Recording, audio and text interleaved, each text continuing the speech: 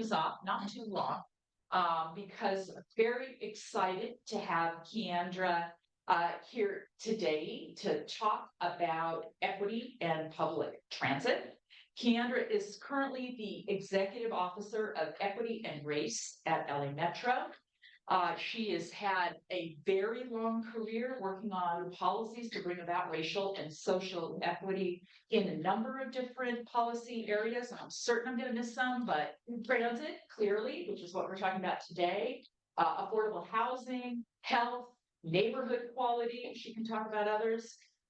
Before joining Metro, she worked as manager of preservation at the LA County Development Authority. Previously, she's worked for Supervisor Hilda Solis as a housing and transportation deputy, as the senior program director of policy and special initiatives at Enterprise Community Partners. KeAndra is an attorney, so she's also worked as an estate affordable housing attorney at the Western Center on Law and Poverty. We're going to hear a lot about LA Metro's equity work. They've done a lot of work in this space. KeAndra's going to talk about the breadth of this work, and then, as I understand, kind of the application to a particular case study. I'm definitely not going to steal her thunder, so please join me in welcoming.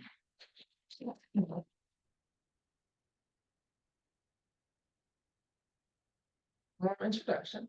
Our computer just went off just as we're starting on 1 second. Okay, so good morning, everybody. Again, my name is KeAndra Dodds, and I lead the Office of Equity and Race at LA Metro. We're a small but mighty office, and we're charged with helping the agency advance equity across everything we do, from the budget to our service to the projects that we develop, the transportation projects. I'm going to start off this morning by giving you a little bit of background about our equity approach at Metro. I'm going to then transition to highlight a few tools that we've used to help move the needle towards transportation justice. And then also, finally, at the end of my presentation, I'm going to zoom into a project that we're working on. It's almost wrapped up, but I think it highlights just real-world application for some of our tools. One in particular that I'm really excited about. We're actually piloting this tool and trying to improve it through this initial application and lessons learned from it. So that'll be the gist of my presentation today. So, all right. So I'm sure, well, I should ask, how many have seen a photo like this? Just about everybody. Okay, great. Okay, so I like to start off my presentations by talking about what is equity, because I think it's important to set that stage about how does Metro think about equity, right? And so imagine these red apples, they're a grocery store, right? And these boxes are transportation options.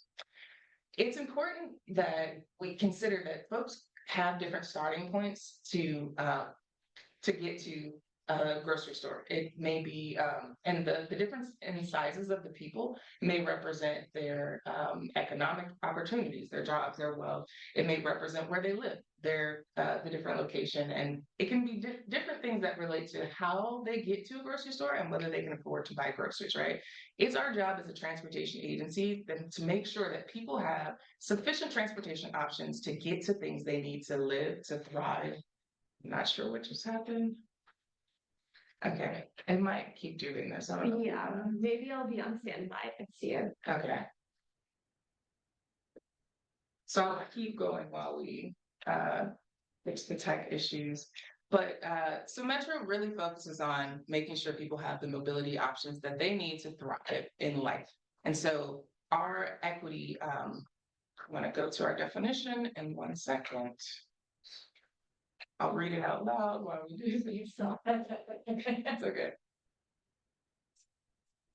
Okay. So Metro, we define equity as both an outcome and a process to address disparities to ensure fair and just access to opportunities. Now, there's 4 keywords in that definition that I just read aloud. First, we focus on outcomes. We want to understand, how is our work going to improve people's lives? How is it going to help change their lives at the end of the day? be it getting to that grocery store, getting to your house, getting to a job or school, etc. It's also about the process. That's just as important as the outcome. In order to get to positive outcomes that actually address inequities, it's important to work with community members that are impacted, that you're trying to provide solutions for, provide more options for. It's also important to just be very intentional about who you're including and how you're getting to those solutions, and also understanding how we got to the existing conditions that you're trying to adjust, right? It's also important to think about what are the disparities being experienced by folks using our services or living in Los Angeles. What are the things we're trying to address, and how are people impacted by them differently? And then lastly, when I talk about opportunities, Metro is really focused on the whole person and thinking about all the different things you need to succeed in life. And so when we say opportunities, it's opportunities to have housing, jobs, education, and better health, and all through the use of mobility. And so I like to include this picture too, because equality is not the same as equity. That's really focused on giving everyone the same thing without any focus on what they actually need. But ultimately, we're striving for justice. We want to make sure that right now we're trying to address inequities that exist in our society, but the goal is really getting to these systemic changes that don't require these interventions like our the work that we do, and so that everyone can get what they need to thrive in life.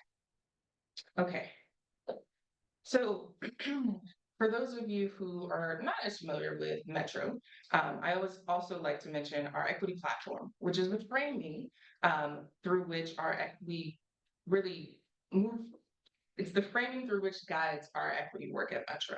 And so this equity platform was approved by our board back in 2018, which was just 2 years before I started and before our department started. And the core objective is to increase access to opportunities, as I've mentioned in our definition. And it has 4 pillars: define and measure, listen and learn, focus and deliver, and train and grow. And I won't go into too much detail right now. Okay, got it. Mainly because of time purposes, but I do want to shift and highlight some of the Metro's equity tools that we use to help advance equity throughout the different parts of our work. I'm going to talk about 4 examples. There are several others, but then I'm going to zoom in on one of the assessment and planning tools at the end. So the first I'll talk about is our equity focused communities designation. Then I'll highlight one of our inclusive engagement tools, also our equity information hub, and our the 3 assessment and planning tools we have. Okay, so our first tool is our equity focused communities designation. And so this was the first tool that Metro developed back in 2019. And the goal was to help assist us with implementing the equity platform by designating, coming up with the right check to identify communities most in need of transportation investments. And so this designation includes 3 key data points. One, it focuses on low-income households, those earning less than $60,000 per year, factoring in housing, of course. And then it also focuses on people of color, Black, Indigenous, and people of color populations. I was gonna say that it might be easier if you turn it into the PDF. The PowerPoint keeps failing into the. Yeah, Yeah. I had this issue too. Okay, thank you. We will work on that in the back. Just kidding. And so the last data point is households that do not own a car, right? And so we really want to focus on those without a vehicle, who really rely on public transportation and other non-vehicular modes of transportation. I'll just have to remove some. 4th one. Thank you. What was that? Oh no, it's for me. Okay, so the next thing I want to talk about is our CBO partnering strategy. So this is an exciting, it's a framework for how we engage with community-based organizations. We see them as leaders, experts in the communities. They're our partners in a lot of different work. And so we work with them in a lot of different ways. We work with them on community engagement. We work with them on helping to develop projects, doing walk audits for initial planning work. We work with them in a variety of ways, but we realized we worked all over the place with how we found them, how we engaged them, and the type of work they were doing. And we also didn't have a clear way of keeping track of those partnerships. So if Metro staff left, then the knowledge of those partnerships kind of left with them. And so we came up with this CBO partnering strategy, which is essentially a list of 7 recommendations for how to strengthen our partnerships, community-based organizations. It clarifies how do we define CBO, community-based organizations, and also guides us in the creation of a couple key tools.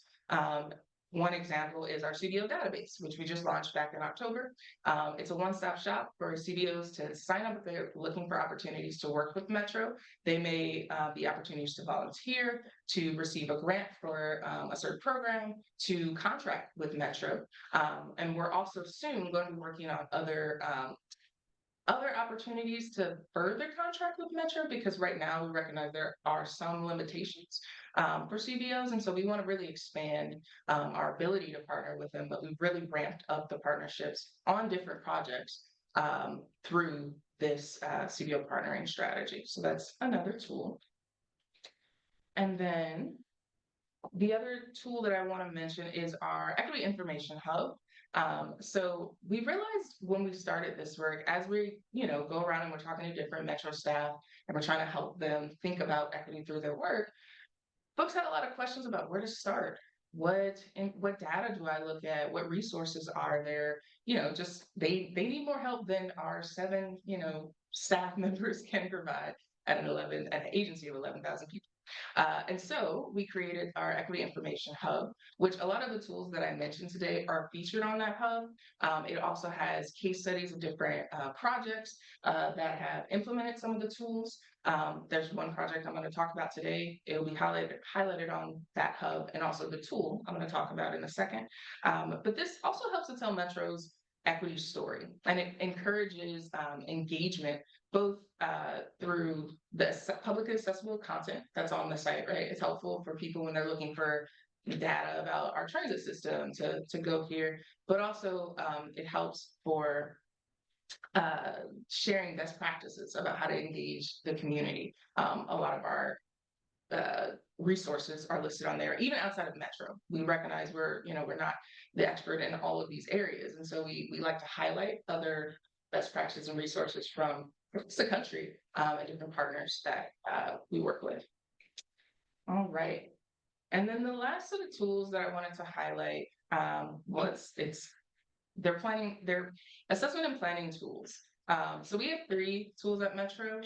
We have our Rapid Equity Assessment, our Metro Budget Equity Assessment tool, and our Metro Equity Planning and Evaluation tool.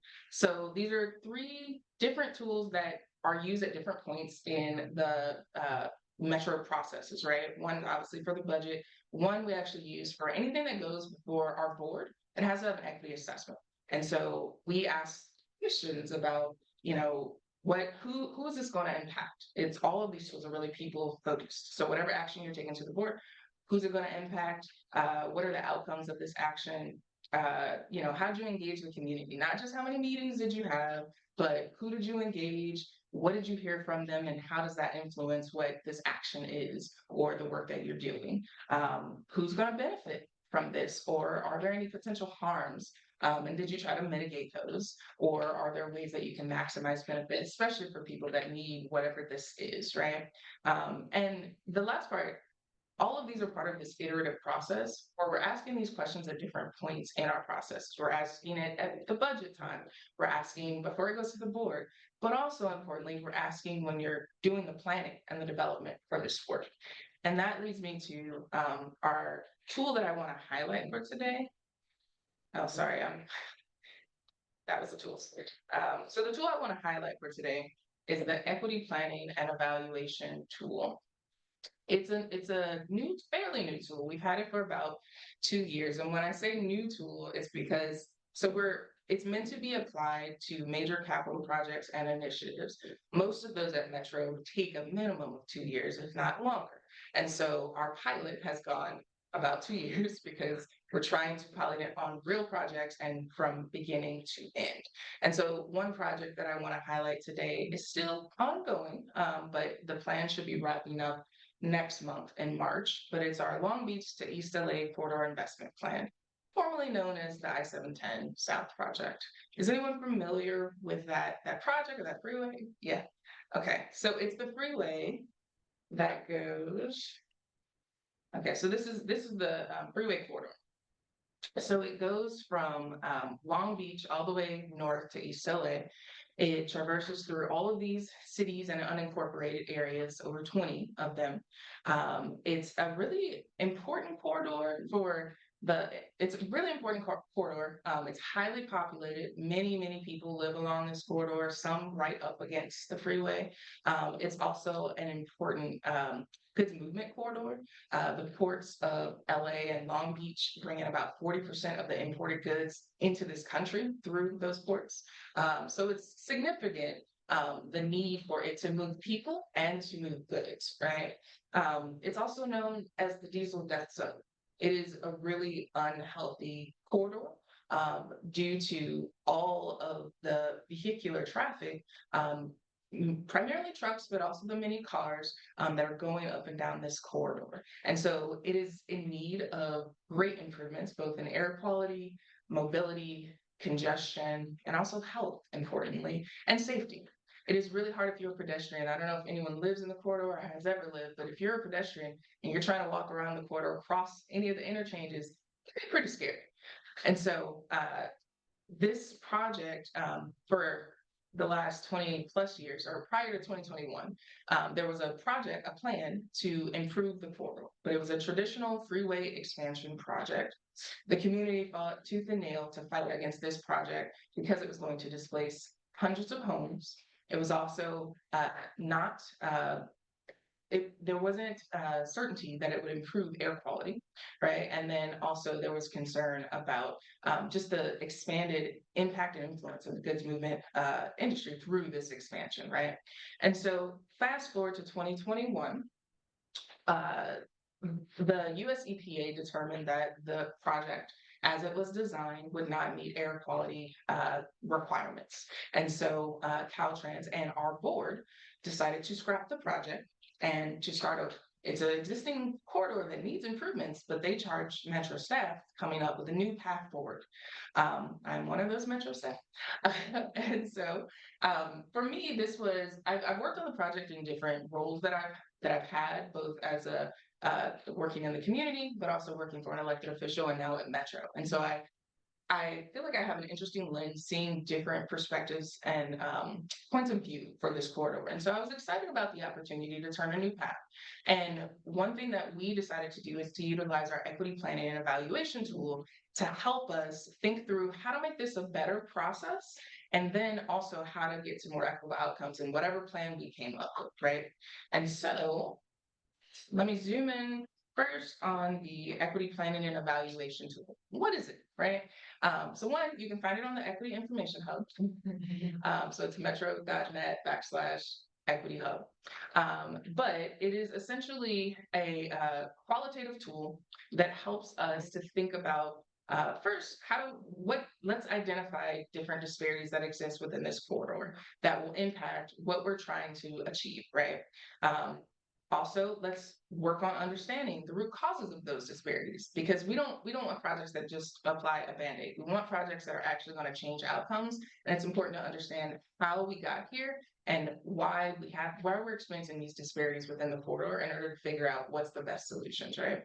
And then lastly, it's meant to help us develop and implement different strategies, programs, and projects in a way that will provide equitable outcomes. All right, so the tool has 6 sections.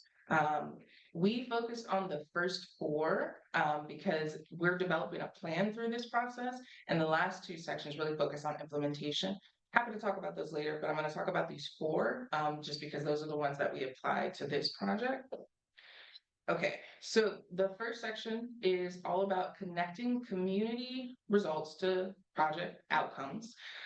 It really asks us to identify what issues we want to address as far as the future of the community, right? We asked the community members, and I'll dive in a little bit deeper on the next few slides, but we asked them, what do you want to see in the future for your community? And then let's work our way backwards to think, okay, what projects will support that vision, right?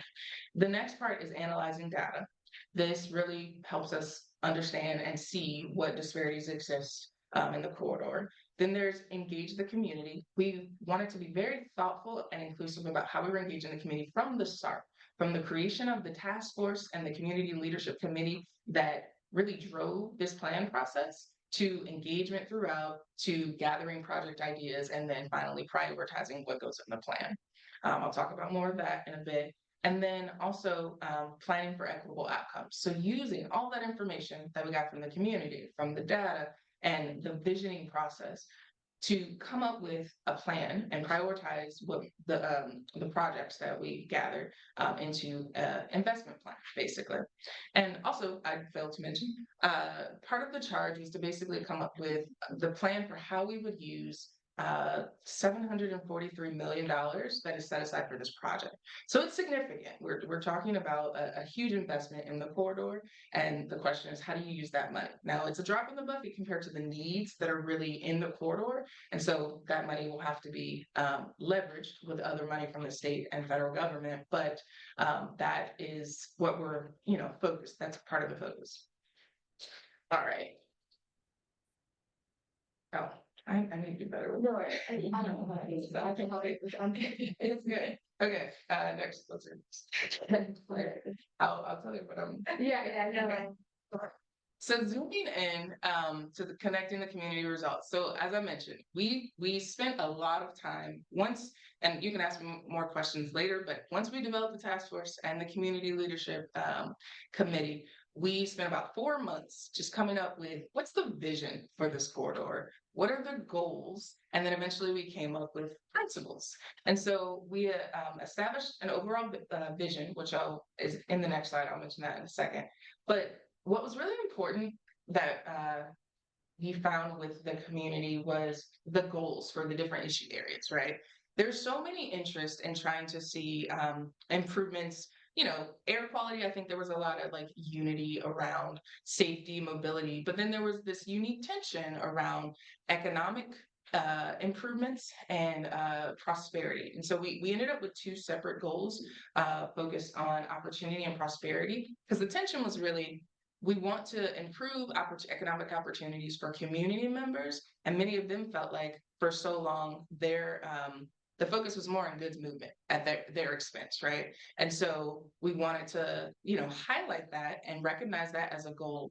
But then we also recognize the impact that goods movement has both bad and positive on some of those same community members as well as the region, right? Many people that live in the corridor, they work in these jobs, but also this corridor supports the rest of the country. And so finding that balance, it was interesting and important to have those conversations early, because it really set the foundation for what was to come with the rest of our process. And so equity takes time, but it took us an initial just 4 months to come up with these goals. And then the vision.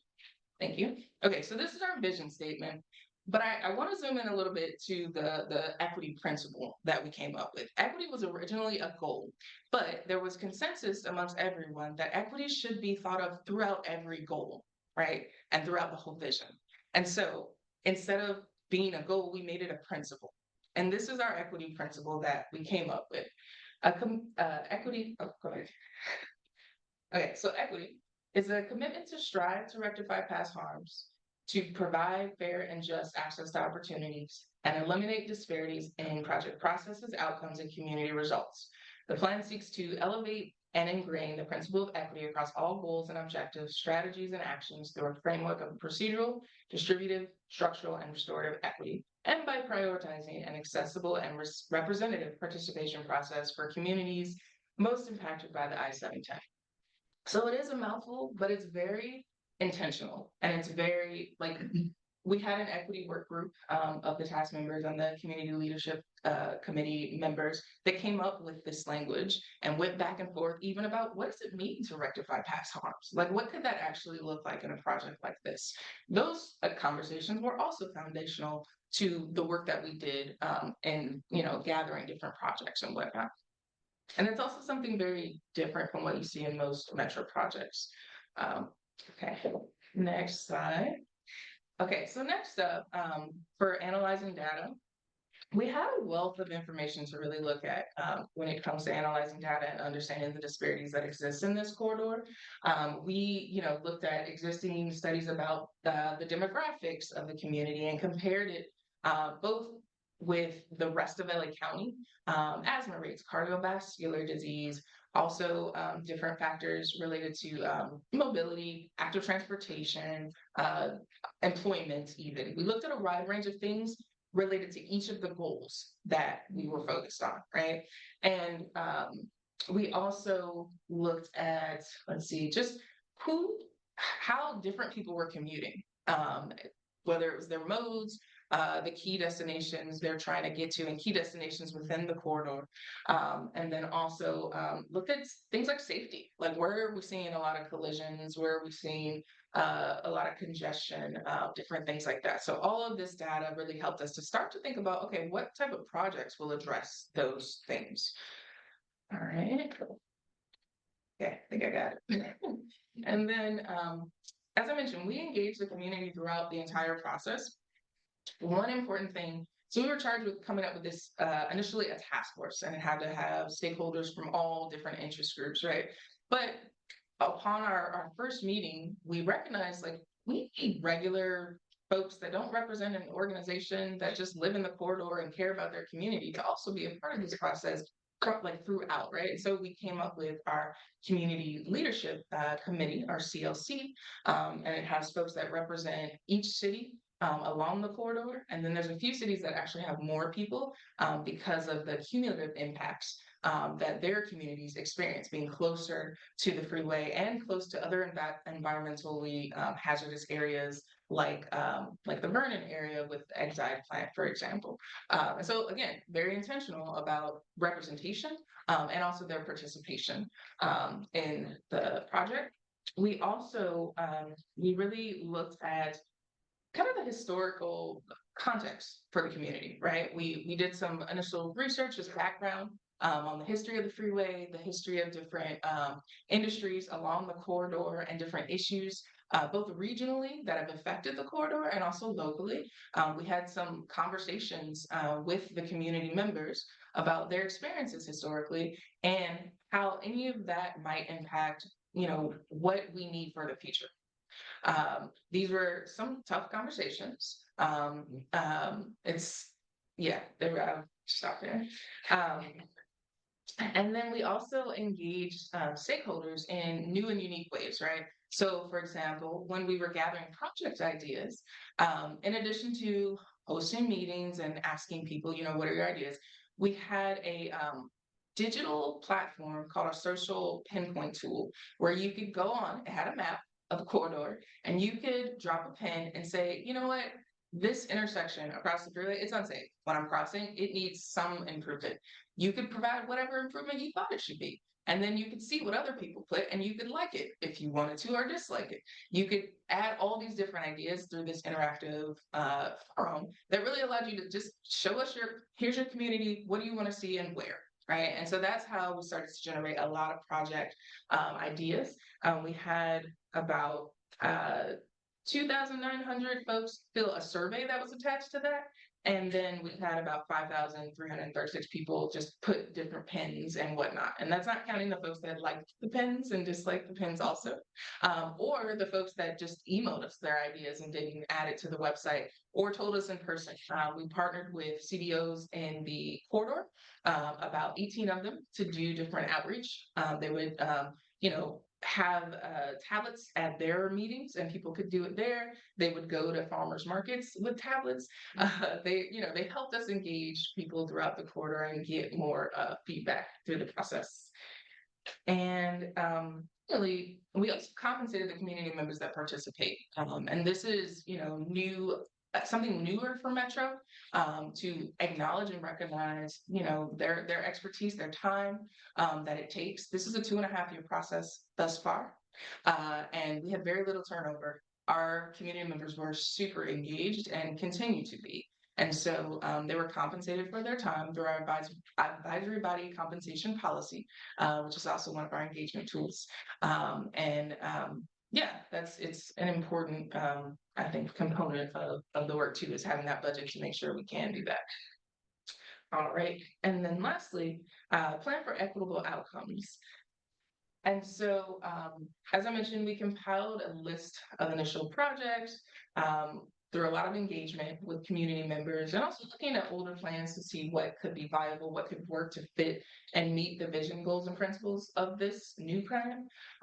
We also discussed the equity considerations for those different projects, right? The pros and cons of different ones. People raised concerns about some early, or just had real questions about others as we went along the process, or weren't unfamiliar with some of it.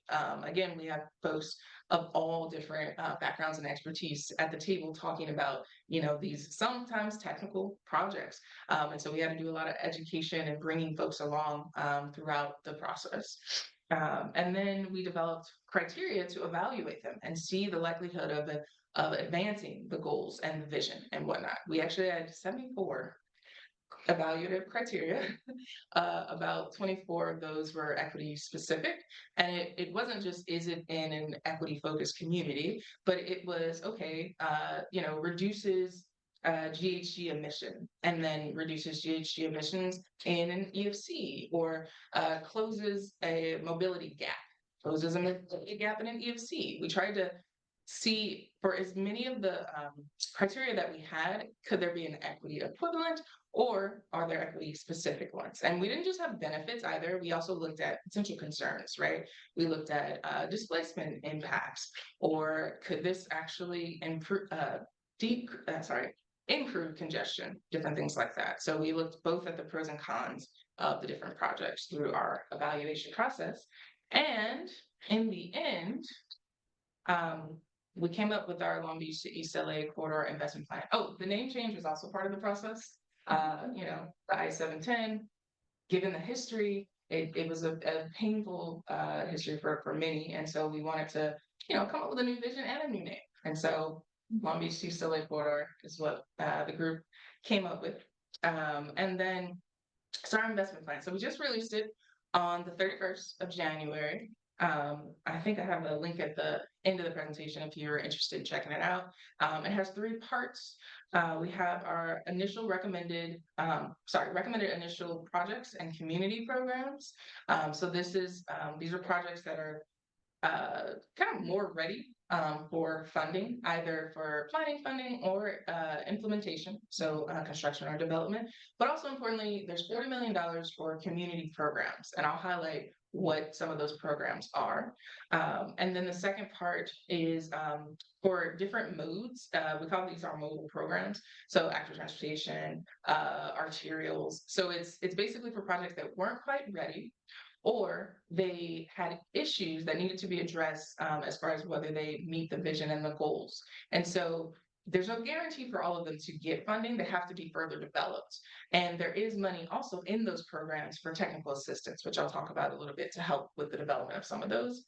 And then that's the last tranche, is the planning and technical assistance money for lower resource and lower capacity communities. Let's see. So just a snapshot. These are some of the projects that are in our initial projects and community program list. These specific ones that I'm highlighting came from our community engagement. These are ideas that community members have provided. Some were already existing projects, right? Like the Blue Line first last mile plan improvements, rail to river active transportation corridor. Some still are in the works. So some of our community programs that are here are targeted hire program, the homeless program, housing stabilization policies program. And so some of these part of the goal, we're going to have some working groups post this process to help flush these out and determine what they look like within this corridor, right? And also to figure out what is Metro's role, what's our partner's role. We have funding to support it, but we're not the experts of housing stabilization. Well, I did need a housing stabilization policy, but Metro is not the expert in this space. And so we want to bring in our partners that are experts, that are doing the work already, and partner with them, support them, but figure out what that looks like for this specific corridor with the cities that I showed on that initial map, right? And one that stands out that I'm excited about exploring is the freeway lids, caps, and widening bridge decks program, which is also, has to be developed. But there's some interchanges, some areas of the freeway where there's a potential to be able to provide some sort of lid or cap in order to, connect the communities across the different sides of the freeway. So that's exciting. Let's see. And then these are some of the projects in the modal program. So they're not as ready. They still need development, or there's concerns about them that need to be addressed. One of the key things that I wanted to mention. So for projects, when we were evaluating them, we did a process where we provided equity flags for some of them. If they scored below in equity and had issues that needed to be addressed.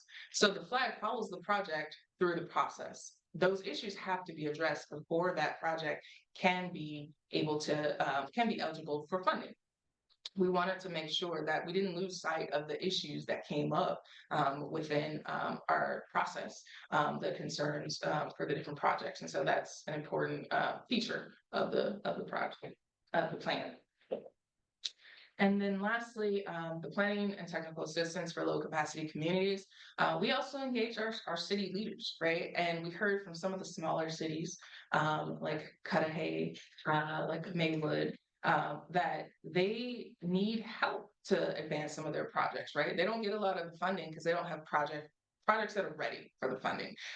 They don't have as big of a budget. They don't have as many staff. So they need some help with this. And so we decided that 10% of all the modal programs would be provided for planning and technical assistance. And it would really focus on areas here aiming to address the gaps in the investment plan, because there's some communities that don't have as many projects as others that were ready.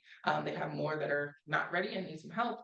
But this just kind of highlights the ways in which we're going to be prioritizing, focusing on the cities and neighborhoods that don't have the projects, or only got conceptual or development-based projects submitted, or have a high concentration of equity-focused communities, or are facing greatest cumulative impacts being closer to freeways or other environmentally hazardous sites.